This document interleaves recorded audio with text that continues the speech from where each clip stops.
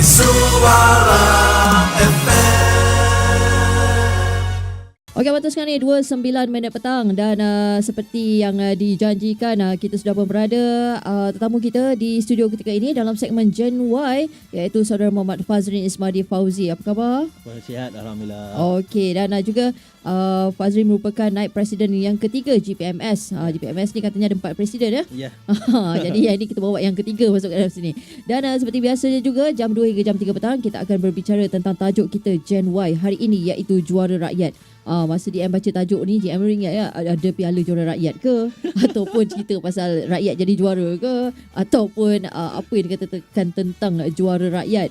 Okey, dan yang lainnya seperti yang DM katakan tadi, kalau anda ada sebarang persoalan boleh kemukakan soalan anda di fanpage My Suara FM www.facebook.com/mysuarafmradio di bawah status yang telah pun DM pin upkan sekarang ini. Okey, dan mungkin Fazrin boleh jelaskan sedikit apa yang nak dikatakan tentang juara rakyat ini. Siapa sebenarnya juara tu? Itu persoalan yang sangat penting lah kan. Yang mana kita selalu memikirkan juara rakyat ni adalah ahli-ahli politik dan juga golongan-golongan tertentu. Tapi sebenarnya kita terlupa satu benda, juara rakyat yang tak didendangkan ini adalah guru sebenarnya. Ini sebenarnya dengan Hari Guru yang baru saja lepas ni. Sebenarnya Hari Guru yang lepas inilah juara kita yang tak didendangkan, segala penat lelah dia orang kita tak pernah fikir. So inilah yang saya nak bawa pada hari ini, juara rakyat berkenaan guru. Dan antara orang cakap antara guru-guru inilah kan, kebanyakan guru-guru pun guru-guru muda yang banyak masuk ke sekolah-sekolah yang dihantar. Dan statistik guru lelaki dengan guru wanita ni agak jauh berbeza juga. Ramai yang cakap kalau nak cari cikgu, lelaki mohon senang dapat, perempuan mohon susah sangat dapat. Apa pendapat Fazrin berkenaan hal ni? Ini yang pertamanya saya lihat kerana mungkin sebab guru-guru lelaki ni, bukan guru lelaki lah, lelaki ni dia mungkin kurang berminat sikit untuk menjadi tenaga pengajar. Tetapi kalau ikut statistik sekarang, kita dah lihat di peringkat kementerian pun dah mula mengambil golongan-golongan lelaki lebih ramai lagi. Kalau kita ikut bilangan guru setakat ni lah, di 2016 ni di sekolah menengah saja kita ada 181 orang guru, 181,747 747,000 cikgu. So daripada angka ni kalau kita lihat lebih kurang 40% adalah guru lelaki. So tinggal 10% je tinggal untuk 10% kita lagi untuk sama kota tu kan. Kota tu. Okey, dan juga kalau dilihat juga ramai yang cakap kalau jadi cikgu lelaki ni kalau kita mohon boleh dapat gaji lebih sikit. Itu salah satu ya kepentingan juga lah, sebab kita memerlukan guru lelaki juga di sekolah untuk balance kan. Sebab itulah pada satu ketika dulu ramai di kalangan sepupu-sepupu DM juga yang lelaki semua mohon jadi cikgu. Selepas saja dia naik selepas saja keluar kenyataan tu. Okey, sebab kita nak bercerita juga berkenaan dengan mungkin ada isu juga untuk menjadi seorang guru di Malaysia ini. Ramai mengatakan kita masih lagi kekurangan guru. Sehingga kadang-kadang kita terpaksa mengambil pelajar-pelajar yang baru lepas habis STPM untuk menjadi guru sandaran. Jadi mungkin ini antara masalah-masalah yang sekarang ini masih lagi dihadapi. Juga mungkin Fazrin akan jelaskan lagi selepas ini. Ya, boleh. Okey, hello kepada cikgu-cikgu semua di luar sana yang sedang mendengarkan kami ketika ini. Kita bercerita tentang juara rakyat. Tumpuan kita pada hari ini ialah berkenaan dengan guru-guru. Mereka ini juara yang tidak didendang, kata Fazrin tadi. Okey Fazrin, cabaran seorang guru sekarang ini, kalau kita lihat ibu bapa juga meletakkan harapan untuk mendidik anak mereka kepada guru. Guru dalam masa yang sama juga kena mengajar mereka, dalam masa yang sama juga kena menjadi guru disiplin tanpa orang kata tanpa insentif yang lebih. Jadi mungkin Fazrin boleh kongsikan pendapat Fazrin berkenaan hal ini. Cabaran seorang guru pada zaman sekarang ni saya rasa sangat orang panggil apa, sangat susah lah bagi seorang guru. Karenanya kalau kita ikut statistik sekarang pun, seorang guru mengajar di sebuah satu kelas lebih kurang 30 ke 40 orang. Dan mungkin ada 20 orang ke 30 orang. Tetapi kalau ikut statistik yang kita dapat daripada GPMS, ikut jumlah guru yang ada, seorang guru boleh mengajar murid sebanyak 12 orang kalau ikut student yang ada lah sekarang ni. Tapi yang saya lihat cabaran yang paling tinggi sekarang ni untuk cikgu adalah mengenai jawatan dia. Dia bukan setakat jadi cikgu. Dia juga jadi penasihat bagi kelab dalam satuan. Dia lah cikgu koko. Dia lah cikgu koko, dia lah kerani, dia lah yang jaga disiplin. Dia macam-macam itu Yelah, yang cikgu membuat sukan. Ya betul. Cikgu sukan dan Dia jaga sebagainya. store pun dia. Yang jaga store pun dia, nak jadi penyelia bawa murid-murid pergi sana pun dia. So cabaran tu yang sangat membuatkan guru-guru kita ni, itulah saya katakan guru yang tak didendangkan. Sedangkan kalau nak ikut ada satu pepatah mengatakan nak tengok sesuatu negara tu hebat ataupun tidak hebat bergantung kepada remaja dan belianya. Tetapi saya nak tambah sikit benda tu, bergantung bukan setakat bergantung pada remaja dan belia, sesiapa guru yang mendidik remaja dan belia ni. Itu sangat penting juga. Itu juga.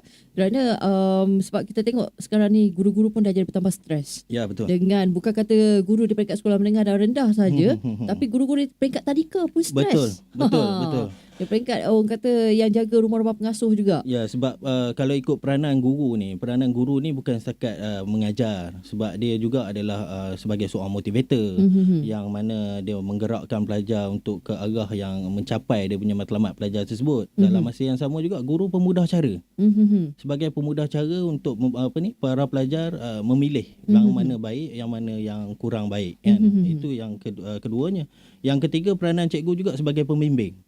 Itu tiga skop ni pun sekiranya tanggungjawab peranan guru ni tidak dinilai secara tepat, makanya cikgu pun susah kalau kata nak kena menjadi penyelia, pekerani, guru sukan dan sebagainya. Tiga perkara ni pun dah payah. Sedangkan kita kalau tengok keluarga kita pun ada 4 orang anak ataupun 2 orang anak pun dah pening. Ini kan cikgu ataupun guru nak jaga lebih kurang 30 ke 40 orang student. Susah bagi saya rasa.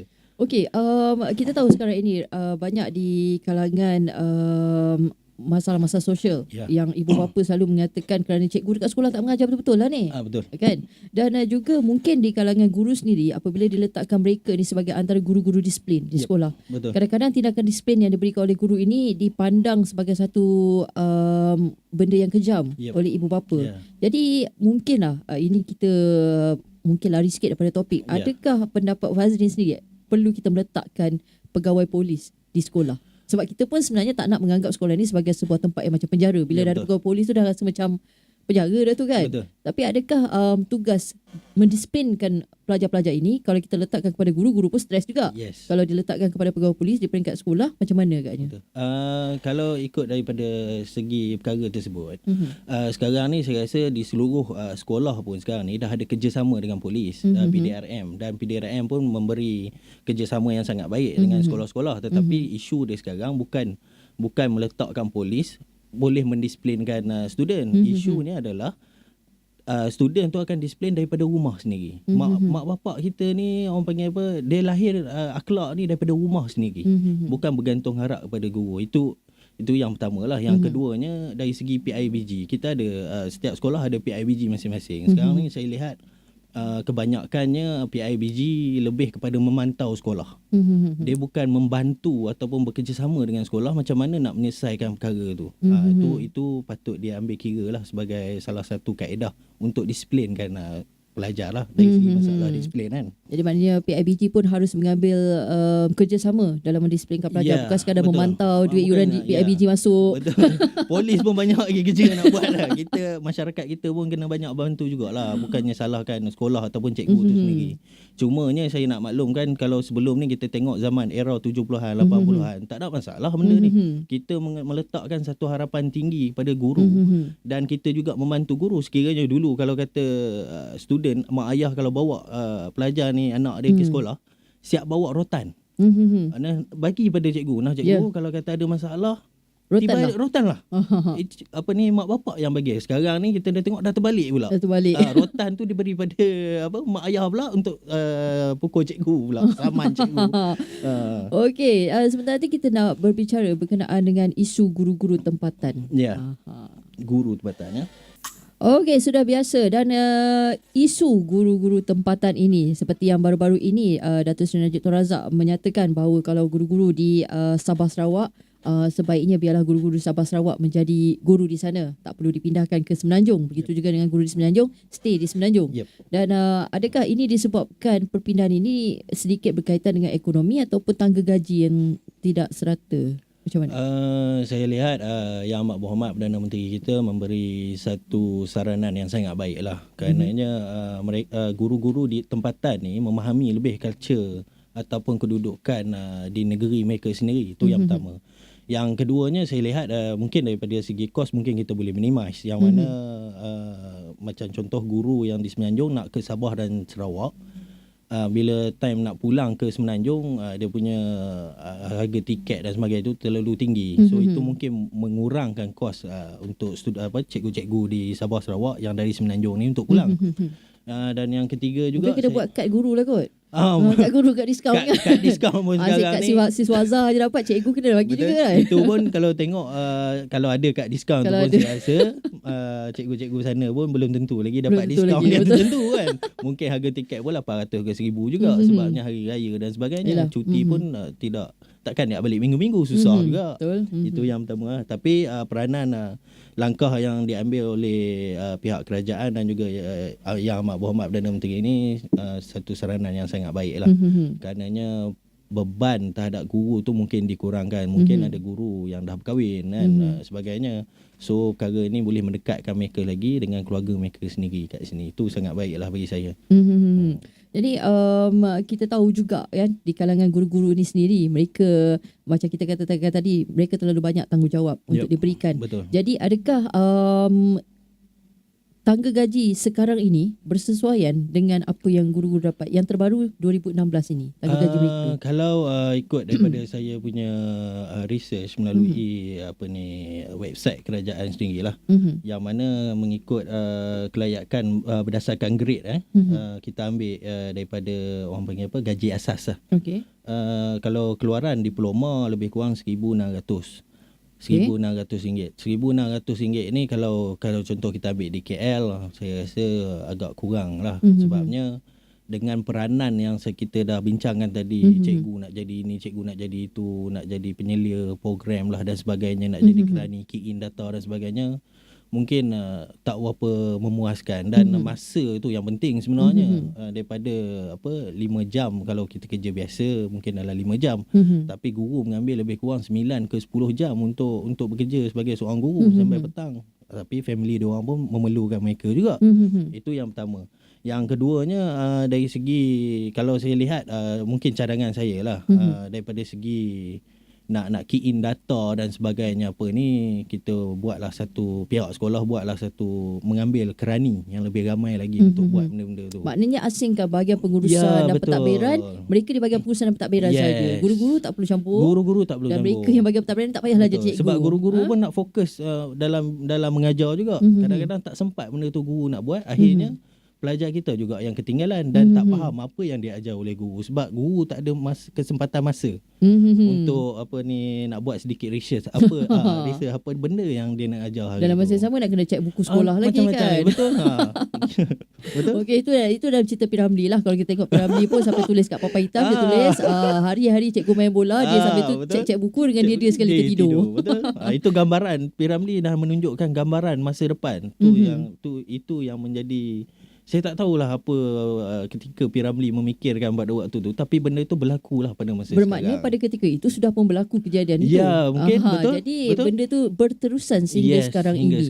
Jadi kita nak tukar mentaliti ini supaya ini juga yang kita gambarkan, kerana kadang-kadang di rumah sendiri cikgu tak habis lagi kerja ni. Ya, betul. Tapi dekat rumah bersambung lagi. Ya, betul. Kemudian bila hari cuti, cikgu pun tak bercuti. Betul. Cikgu kena bekerja lagi, Ya, kerana betul. nak bersedia pula untuk selepas ini peperiksaan, dan mereka terpaksa orang kata apa, masa yang mereka lebihkan belum masuk lagi bila nak peperiksaan, ada pula kelas tambahan lagi. Itu cabaran cikgu lah tu. Bukan cikgu je sebeban, pelajar pun sebeban juga sebenarnya. Betul. Dah habis kelas nak kena pergi kelas lagi. Penat ni sebenarnya. Betul. Tapi selain daripada itu jugalah kan, apa lagi agaknya cabaran guru-guru ini selain daripada kena berhadapan dengan perkara-perkara ini, berkaitan dengan masalah disiplin pelajar, dan dalam masa yang sama terpaksa menerima tanggungjawab besar daripada ibu bapa ni. Cabaran yang lain yang saya dapat lihat adalah dari segi guru-guru mengikut bidang ataupun dasar yang ditetapkan oleh Kementerian Pengajian. Yang mana setiap kita dapat tahu, setiap kali orang katalah tukar menteri, tukar dasar, tukar menteri, tukar dasar. Dan saya lihat perkara ini pun juga agak memberi sedikit cabaran kepada guru untuk ikut spek yang Baru. KPM baru yang tentukan. Dan spek itu kalau kata berubah dalam masa 15 tahun, 20 tahun tak ada masalah, tapi setiap 5 tahun berubah. Ya, begitu Tapi, juga dengan tajuk-tajuk peperiksaan pun dah berubah-ubah. Betul, berubah-ubah juga sekarang ni. Tapi kalau kita tengok yang sekarang ni blueprint, bukan blueprint lah, yang kementerian dah keluarkan sepanjang sampai 2020 ini, 2025 ni saya lihat ni satu perkara yang sangat baik lah. Kerana kita ada satu fokus lebih kurang 15 tahun ke 20 tahun dari segi pendidikan. Cumanya tak perlulah ditokok tambah yang lain. Cukup dengan apa ikut yang ada dengan dulu. apa yang ada. Bagilah guru-guru kita pemahaman. Itu yang pertama. Yang keduanya, bila dah ada dasar baru, mesti ada satu penambahbaikan yang baru. Yang pertamanya dari segi IT. Baru-baru ni kalau kita tengok dari segi bahasa Inggeris, bahasa Melayu nak sains dan matematik nak ditukarkan pada bahasa Inggeris. Perkara tu bagi kita itu ada satu yang baik. Tetapi dari segi buku-buku macam mana? Penyediaan buku-buku dah siap sedia atau belum? ICT macam mana? Kemudahan teknologi macam mana? Apa peralatan yang dah siap sedia? Benda tu pun juga kena disediakan dahulu sebelum kita nak buat sesuatu perkara tu. Okey, itu dia penjelasan panjang lebar. Selepas ni kita nak bercakap tentang isu berkenaan dengan skim pinjaman buku teks. Ini pun melibatkan guru-guru juga ni. Betul. Tapi kita nak tahu juga buku teks teknologi yang terbaru. Kita tengok macam mana kejap lagi. Salju juga bila cerita tentang skim pinjaman buku teks kita ni. Okey, sedikit kita tengok kalau dalam skim pinjaman buku teks, guru juga yang menguruskan buku-buku teks ini. Guru juga yang bertungku lumus kat dalam bilik store mengedarkan buku-buku teks ini. Okey, jadi mungkin kan sepatutnya sekarang ini sudah ada perubahan terhadap buku teks ini dijadikan sebagai e-book. Sebab kalau kita tengok pelajar sekarang ni bawa buku, bawa beg dah macam pergi backpackers. Betul. Saya lihat ini adalah satu perkembangan yang baiklah, kerana mengikut orang panggil perubahan zaman. Kalau ikutkan skim buku pinjaman teks ni bermula pada tahun 1975. So sekarang dah 2016, agak lama. Dan betul juga kata DM tadi, yang mana nak bawa buku bergondong-gondong tu, tengok student kita pun agak susah lah. Cepatlah menghadapi osteoporosis. Betul. Boleh patah tulang tu. Tapi antara penambahbaikan mungkin daripada sistem e-book tu. Tetapi kalau kita lihat juga kanak-kanak zaman sekarang pun kalau menggunakan handphone, iPad dan sebagainya dah cukup baik sekarang ni. So diorang mungkin boleh guna e-book tu untuk sistem pembelajaran. Tu yang pertama. Yang keduanya, mungkin pihak kerajaan ataupun pihak sekolah boleh buat inisiatif yang mana membuat satu library kecil dalam bilik darjah ataupun kelas, yang mana buku yang tidak berkenaan boleh diletakkan di situ. Yang mana kalau kata ada kerja sekolah, ambillah buku yang mana-mana berkenaan untuk pulang ke rumah. Mungkin itu pun boleh buat. Cumanya kita punya student ni pun kena jaga-jaga jugalah. Kalau letak pantang nampak benda elok, pantang nampak benda elok, jahanam pula benda tu, locker dan sebagainya. Mungkin itu kaedah yang boleh kita buat. Dan sebabnya buku skim ni pun kalau kita tengok adalah untuk golongan-golongan yang kurang berkemampuan. Dan bagus juga perkara ni dilaksanakan, kerananya student kita pun memerlukan satu bahan yang sangat kukuh untuk diorang buat kajian dan sebagainya. Itu berkaitan dengan skim lah. Okey, dan juga mungkin ada sedikit langkah-langkah yang terbaik untuk guru-guru kita ini akan terus menjadi juara rakyat. Juara yang tidak didendang ni. Betul. Kalau ikutkan macam saya cakap lah, sebuah negara kalau nak maju, nak hebat dan sebagainya, bermula daripada belia dan remajanya. Tetapi untuk menjadikan belia dan remajanya hebat, bermula daripada guru. Dan untuk langkah-langkah yang lebih baik adalah saya cadangkan juga pada kerajaan untuk diberikan masa dan ruang yang mencukupi agar dapat mengurangkan tekanan dalam pekerjaan oleh seseorang guru tu. Itu penekanan yang harus diambil, karenanya bila ubah sesuatu dasar saja yang ubah.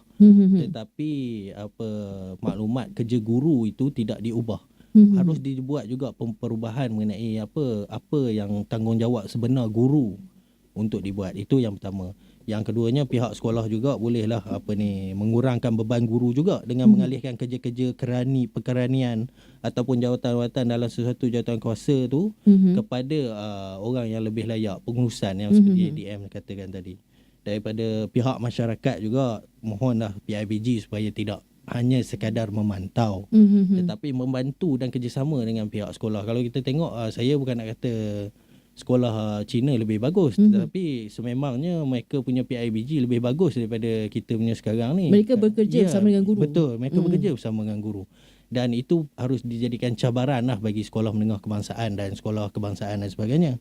Itu daripada pihak masyarakat. Tetapi paling penting juga daripada pihak pelajar. Pihak pelajar pula ada tanggungjawab juga. Adalah tanggungjawab. Janganlah menyusahkan guru kita. Mereka harus tahu guru yang mengajar mereka tu bukan saja-saja mengajar, tetapi demi masa depan mereka. Tu yang pertama. Dari segi guru pula, guru pun harus lebih ke depan lagi. Bila ada sekarang ni dah banyak menggunakan penggunaan teknologi, maknanya guru harus mengambil kursus-kursus teknologi ni pula untuk supaya dia orang lebih advance lagi daripada pelajar ni. Dan pihak kerajaan pun haruslah membuat satu kursus, tak kira lah apa-apa sahaja kursus, supaya guru-guru ni mendapat more advance pengajian tentang ICT dan sebagainya, sekira benda tu diimplementkan lah. Itu tanggungjawab ataupun langkah-langkah yang boleh diambil. Mungkin sekarang ni guru pun dah kena friend dekat dalam Facebook dengan student, betul. Kena like Instagram student, student pun Instagram like Instagram cikgu kan. Orang kata konsep sahabat kan? Kalau kita tengok sekarang ni viral di Facebook guru-guru yang comel-comel ni, semua duk tangkap gambar dengan anak murid, sampailah ada siapa tu, mak ayah pak kirim surat cinta lah. Itu semua memang membantu. Itu semua membantu Itu semua membantu. Tapi jangan lepas ni pula gambar pula. Itu lebih. Bapak pula over pula kat situ kan. Itu jangan lebih-lebih lah itu. Okey, itu dia berkenaan dengan Juara Rakyat. Kita harapkan juga guru-guru ini dapat terus memberikan sumbangan dalam masa yang sama, sokongan daripada pelajar, daripada kerajaan juga, dan juga daripada pihak-pihak lain, masyarakat, agar mereka ini terus menjadi wira, dan selepas ini menjadi wira yang disebut-sebut, bukan lagi wira yang terpendam, yang tidak didendang, tapi wira yang sentiasa diangkat-angkat. Okey, dan ada pengumuman sikit tadi yang katanya kata nak beritahu ni apa, nak berlakon ke apa? Bukan. Saya bukan nak buat pengumuman lah, cumanya sebagai macam nak buat pengumuman kahwin pula, takut badan NGO JPMS, kami berterima kasih lah daripada seluruh gabungan pelajar Melayu Semenanjung di seluruh Malaysia, mengucapkan selamat Hari Guru kepada semua guru di Malaysia, dan semoga anda sentiasa ikhlas dalam melaksanakan tugasan anda.